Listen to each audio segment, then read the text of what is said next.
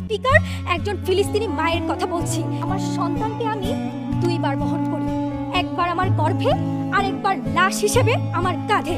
এখন পর্যন্ত 5790 জন সন্তানহারা ফিলিস্তিনি মায়ের প্রতিনিধি হয়ে আজকে সংসদে দাঁড়িয়েছি। ক্ষোভ আর ঘৃণাই আজ তাদের প্রতি যারা এই মায়ের যন্ত্রণার অসহায়ত্বকে, এই সংকটকে জাতিসংঘের মধ্যস্থতায় সমাধান করতে চায়। মাননীয় স্পিকার, যে শস্যের মধ্যে ভূত, সেই শস্য দিয়ে আর যাই হোক মাননীয় স্পিকার, ভূত তাড়ানো যায় না। ধন্যবাদ মাননীয় স্পিকার আমাকে ফ্লোর প্রদানের জন্য। যখন মানবিক যুদ্ধারতি প্রস্তাবে যুক্তরাষ্ট্রের বিশেষ উপদেষ্টা জন কিপ্রি বলেন এখন যুদ্ধবিরতির সময় নয়, হামাসকে বাগে আনতে হবে, যখন ফ্রান্সের স্বরাষ্ট্রমন্ত্রী ঘোষণা দেন ফিলিস্তিনিদের পক্ষে কেউ বিক্ষোভ করলে তাকে দেশ থেকে বের করে দেওয়া হবে, যখন যুক্তরাজ্যের স্বরাষ্ট্রমন্ত্রী বলেন কেউ ফিলিস্তিনের পতাকা উড়ালে স্লোগান দিলে সেটা অপরাধ হবে, যখন জার্মান চ্যান্সেলর বলেন গাজাকে পৃথিবীর বৃহত্তম কবরস্থান বানাতে হবে, তখন জাতিসংঘ মাননীয় স্পিকার এসি রুমে বসে বিবৃতি ছাড়া আর কিছুই করতে পারে না।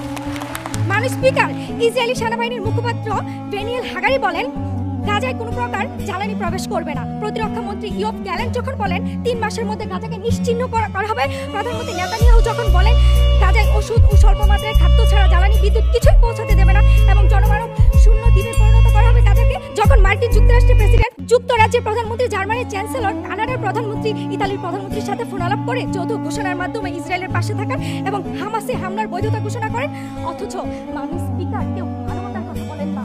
মাননীয় স্পিকার, গাজার অসহায় মানুষের জন্য আজ কেউ কোনো কথা বলে না। মাননীয় স্পিকার, কোনো যৌথ ঘোষণা দেয় না। যখন জাতিসংঘ পশ্চিমা বিশ্বের পুতুল হিসেবে কাজ করে তখন আর এটি বলার অপেক্ষা রাখে না। মাননীয় স্পিকার, ইসরায়েল ফিলিস্তিন সংকটের মতো এত বড় যুদ্ধ সংকট জাতিসংঘ নয় বরং পশ্চিমা তথা